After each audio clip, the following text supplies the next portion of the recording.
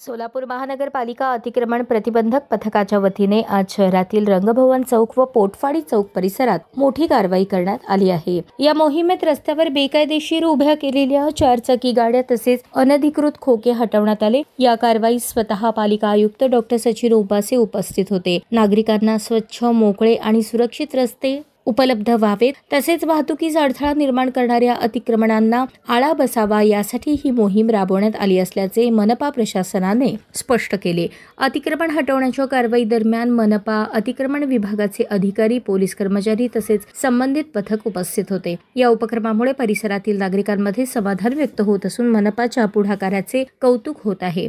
नागरिकांना आवाहन करण्यात आले की सार्वजनिक ठिकाणी अनधिकृत बांधकामे किंवा गाड्या उभ्या करून वाहतुकीस अडथळा निर्माण करू नये, अन्यथा कठोर कारवाई करण्यात येईल।